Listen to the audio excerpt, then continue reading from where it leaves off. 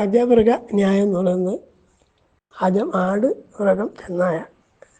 ആട്ടുംകുട്ടിയും ചെന്നായയും തമ്മിലുള്ളൊരു സംവാദം എന്നൊരു കഥ പഞ്ചതന്ത്ര പ്രസിദ്ധമായിട്ടുണ്ട്. അതിനെ അവലംബിച്ചാണ് അജമൃഗ ന്യായം എന്ന് പറയുന്നത്.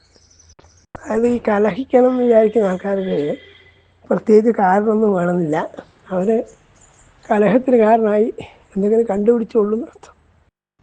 അവിടെ ചെയ്യുന്നത്, ഈ കഥയിലുള്ളത്, ആട്ടിൻകുട്ടി ഒരു ചോല, നദിയോ തടാകമോ അവിടെ വെള്ളം കുടിക്കുകയാണ്. ചെന്നായി വന്നിട്ട് പറഞ്ഞു, നീ വെള്ളം കലക്കി എന്ന് പറയാൻ. വെള്ളം കലക്കിയാണ്ട് വരാൻ.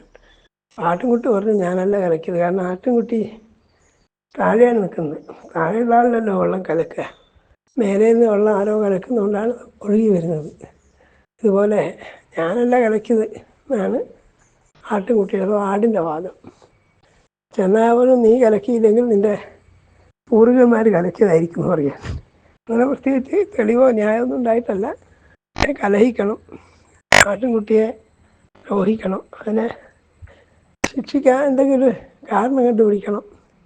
അപ്പോൾ തൻ്റെ കാര്യം സാധിക്കാൻ വേണ്ടിയിട്ട് യഥാർത്ഥത്തിൽ കുറ്റക്കാരനല്ലാത്ത ഒരാളെ കുറ്റക്കാരനായി വിധിക്കുക, അയാളെ മേലെ അക്രമവും ബലമൊക്കെ പ്രയോഗിക്കുക, അങ്ങനെയുള്ള ഒരു കൈക്കൊള്ളുന്ന ന്യായമാണ് അജമൃഗ ന്യായം. മറ്റു ന്യായങ്ങളെ പറ്റി ഓരോ ദിവസത്തിൽ പറയും.